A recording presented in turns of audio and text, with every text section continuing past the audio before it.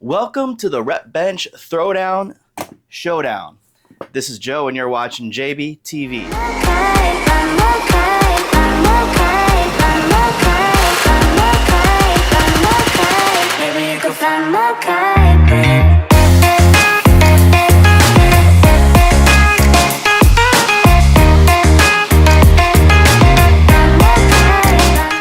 Now this is a bench throwdown of the FID bench, that's flat incline decline. My first incline bench from Rep was this Blackwing. I got this thing on pre-order before it launched because I wanted a bench with a leg holder. Now not just any bench with a leg holder, I wanted a premium bench. Now my previous premium bench was from RX'd and it was nearly perfect. It had all the angles, it stood upright, it had the leg holder, and it even had a dumbbell holder plus the nice grippy vinyl. But it was a 4-post bench and I was really looking for something with 3 posts. At one point I did buy a Rep Competition 3-post flat bench and that was nice, but then all of a sudden I had 2 benches and I felt like I was, royalty, or I was like Glucks Gym all of a sudden with my multiple benches. Once I saw the Blackwing in its 3-post, leg roller capable, FID glory, I had to get it on pre-order day 1. Now this bench, it will run you about $600 to $620 depending on if you opt in for the standard pad or the wide pad. Or if you're me, it'll run you $700 because you'll opt for the wide pad, realize it's too wide for you to do things like rows, incline curls, and a few other movements, and then you pony up an extra $80 to buy the standard size pad after the fact. So just like my waistline, wider is not always better. Nobody ever said you had to be good with money to own a home gym, even though half of us did start our home gym to save money on gym memberships. Now the Blackwing, it does boast the zero gap, which is awesome in theory, but in practice, it does sometimes get in the way. Here you can see when I adjust from flat to incline, it won't go up because the butt pad gets stuck.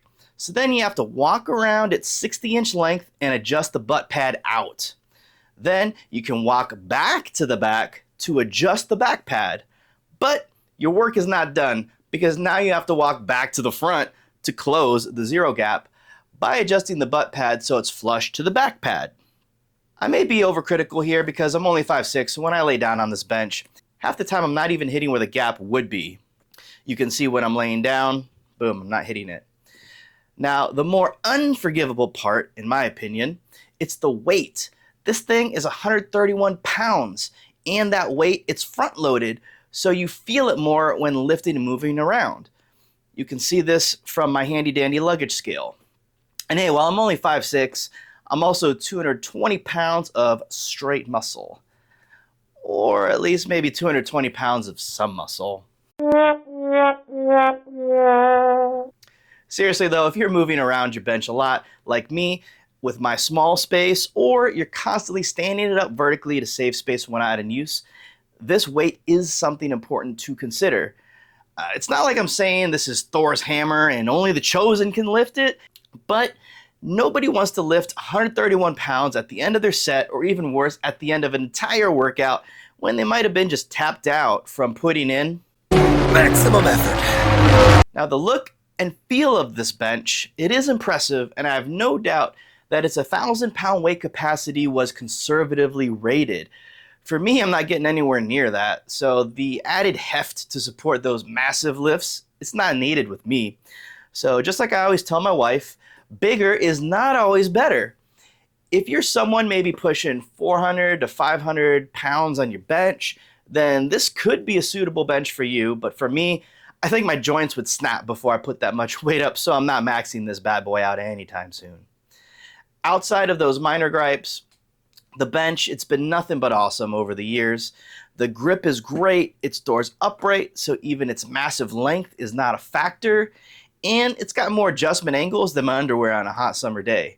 It can hold 3 times my max bench weight, and every touch point possible is knurled, so even if the weight is high, the handle grip is strong. Now all these minor issues I had were not enough to make me want to swap out until Rep's marketing slapped me across the face with all their Instagram ads, posts, emails, etc. What is the 5 fingers say to the face? What? Slap! And I still didn't jump on it right away. But then I saw everybody's favorite garage gym girl, Kinzi, get the Nighthawk and directly compare it to the Blackwing. You can see her video, it's linked in the description.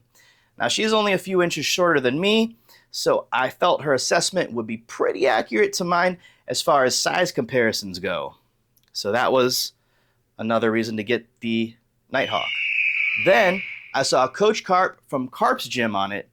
He's got a very detailed video review also, which the link will be in the description if you're into a lot of the technical specs. Now what I was most interested in his video was the wobble test, which you can see here. He's a taller, stronger version of my build, so I figured if it could withstand the beating he put on it, it would definitely survive anything I could do. I'm not sure if Rep is just that much better with their installation now versus a few years ago when I got the Blackwing, but the Nighthawk unboxing and installation experience was so much nicer. Packaging, it's always been amazing on any Rep product, don't get me wrong, but with the Nighthawk, they even included these little stickers to make sure that you're lining things up right. And doesn't that kind of look like Miss Minutes from Loki?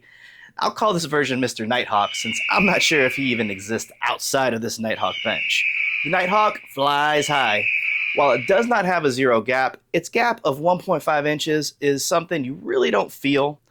I sit on the back pad alone, but I've seen reviews that you could be maybe 6 foot or maybe even a little taller before you do reach that gap. Now here's where I fall on the bench in relation to the gap. You can see, similar to the Blackwing, I avoid that gap. Now with the zero gap tech absent, you can adjust from incline to flat and back to incline all in one motion, all without fear of the butt pad smashing into the seat pad and inhibiting your forward progress. When it comes to adjustments on this bench, I feel like Captain America on this thing. I can do this all day. I can do this all day. Oh, and did I mention the price? It comes in at $450, which is obviously cheaper than its big brother. There's no wide pad add-on for this bench currently, but for me that's not a bad thing. If you do have a wider frame, and I'm talking about frame not waistline, then the Blackwing could potentially be a better fit because of its wide pad option. I will say the wide pad does feel great for benching, but anything where you're reaching around the pad, down the pad, to the sides of the pad, those extra few inches of the wide pad will push your arms out to awkward angles to clear the pad. I cannot tell you how many times I was doing a row and the dumbbell would hit the side of my wide pad when that was installed. I have no B-roll of this because I refuse to put the wide pad back on for 15 seconds of footage, so you'll just have to either take my word for it or try it and experience that trauma for yourself. Now back to the Nighthawk. This bench, it's like the AB4100 refresh.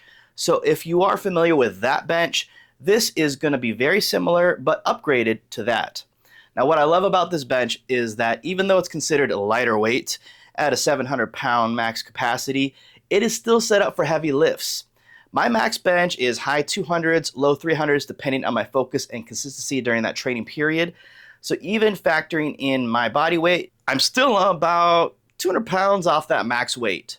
And I do know Rep does their weight ratings very conservatively, so take that as you will. Even if you're not at the point where you're testing the max weight, I do want to say this, I'd still recommend to always use safeties, whether it's safety straps or safety spotter arms. I can count on only one hand the amount of times I've failed a lift from going too heavy or being too exhausted, or maybe just having a bad starting form or maybe my wrist cocked in a funny way. But I can tell you that without those safeties, any of those instances could have been my last, or at least could have led to a serious injury. Now on a lighter note, the seat pad, it does have a single post instead of the 2 posts here. So that means it doesn't get in the way of your foot placement like many standard 4-post benches. So if you like to curl your feet in, you can do that. If you want to spread them wide and get that ideal leg drive in for your bench, you can do that too. The 3-post design gives a ton of variety, which is the spice of life. At 88 pounds, this bench is way easier to move than the 133-pound Blackwing. Now, how did we achieve this massive weight loss? You guessed it, cardio. Or maybe it was a size reduction. If you can see here, the Nighthawk is about 9 inches shorter than the Blackwing at 51 inches. And that's where a lot of the weight loss comes from. Both benches are 25.8 inches wide, so you don't lose any width, which to me is the more important part of the bench. It's a big reason why I never got on the Ironmaster bench hype. In my opinion, that bench is great, but it's a little too narrow feeling for me, and Reps Vinyl is definitely superior as well. I mean, come on. Which of these would you rather go home to? I mean, which of these would feel more sturdy and secure? Right. Like I need that. So now that I've got 2 benches in my gym, again, am I about to compete with Gluck for who can have the most benches? No, not today. The Nighthawk has officially landed in my gym, and the Blackwing must now fly away. I would say for a taller or stronger user, the Blackwing, it could be a better fit for them. And I do hope that whoever buys this bench will get a lot of use out of it, because it really is a tank of a bench. Just for me, I was more of a sports car bench kind of guy, and the Nighthawk was my vehicle of choice. Thanks for watching, and I hope this helps if you're on the fence between these 2 benches, or maybe thinking about swapping over from one bench to the other. And as always, take care, lift heavy, and I'll see you next time.